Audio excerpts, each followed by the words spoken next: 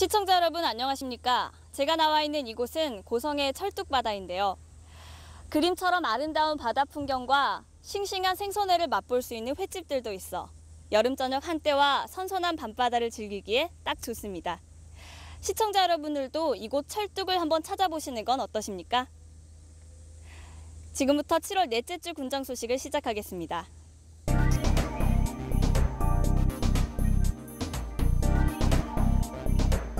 고성군 지역사회보장협의체에서는 하반기 주요 사업인 민관협력 워크숍과 고성군 복지박람회 일정 등에 대한 정보 공유의 시간을 가졌습니다.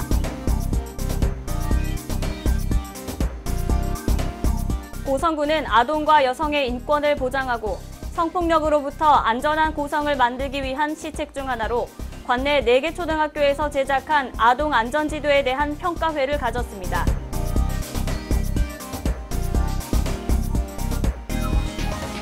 고성군 다문화가족지원센터가 사회통합과 다문화인식 개선 교육으로 다문화 수용을 원활히 하기 위한 시책의 하나로 찾아가는 다문화가족지원센터를 운영합니다. 첫 번째 소식입니다. 고성군 지역사회보장협의체에서는 하반기 주요 사업인 민관협력 워크숍과 고성군 복지박람회 일정 등에 대한 정보 공유의 시간을 가졌습니다. 19일 오전 카페 더톡에서는 고성군 지역사회보장협의체 총괄기획분과 요원 14명이 참여해 2016년 하반기 주요 사업인 민관협력 워크숍과 고성군 복지박람회에 대한 논의와 함께 일정 조정과 효과적인 박람회 개최를 위해 정보를 함께하는 시간을 가졌습니다. 지역사회보장협의체는 민관협력 워크숍을 통해 지역주민 복지 향상과 함께 개인 역량을 강화하고 소통과 공감을 통해 민관 협력 관계를 활성화하며 사회복지 증진을 목표로 워크숍 일정에 대한 의견을 주로 나누었습니다. 회의 참석자들은 또 사회복지의 날 기념식과 고성군 복지박람회 개최로 사회복지 유공자와 관계자들을 격려하고 국민들의 참여와 관심을 높이는 한편 복지 서비스 기관 간 연대 간 조성으로 지역복지 활성화를 꾀한다는 계획으로 복지박람회 장소를 국민체육센터로 결정하는 등 군민의 접근 편의성에 각별히 신경을 쓰는 모습을 보였습니다. 네, 우리 이번 지역사회보장협의체에서 실무 총괄분과 회의를 진행하게 되었는데 2016년도 민간 워크숍 관련해서 또 2016년도 복지박람회 관련해서 이번 회의를 주재하게 되었습니다. 워크숍은 민간 소통을 또 겸하고 복지시설에 또 기관에 여러 가지 사회 문제점들을 좀 더 알차게 진행하고자 해서 우리 이번 총괄분과 회의에서 많은 논의를 해서 또 좋은 안을 받아들이게 되었습니다. 이 밖에도 예산과 홍보, 행사장 부스 마련 등에 대한 토의와 각 부서 간 긴밀한 협조를 당부하며 이날 회의를 마무리했습니다. 다음 소식입니다. 고성군은 아동과 여성의 인권을 보장하고 성폭력으로부터 안전한 고성을 만들기 위한 시책 중 하나로 관내 4개 초등학교에서 제작한 아동 안전지도에 대한 평가회를 가졌습니다. 19일 오후 고성군 가족상담소에서는 고성군청 담당 공무원과 아동 안전지도 제작을 시행한 관내 4개 초등학교 교사와 가족상담소 관계자 등이 모여 아동 안전지도 제작 평가회를 열고 아동들의 안전한 보행길에 대해 토론하고 정보를 공유하는 시간을 가졌습니다.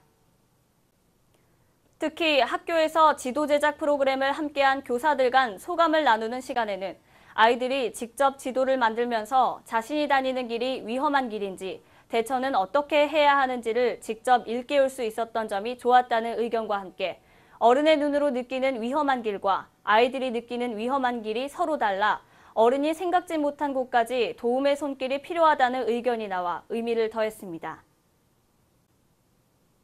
또 아이들이 학교 인근 폐가의 존재에 대해 인지하고 있고 고학년의 경우 인터넷을 통해 성범죄 사례를 직접 검색해 위험성을 깨닫는 등 많은 효과를 가져왔다는 의견들도 있었습니다. 이번 성폭력 예방을 위한 아동 안전지도 제작 평가에서 좋은 의견이 많이 나왔습니다. 앞으로 관내 학교에서 성폭력 예방을 위해 많이 개선될 것으로 기대됩니다. 저희 고성가족상담소에서는 관내 각 학교별로 5대 폭력 예방 교육을 계속 실시할 것입니다.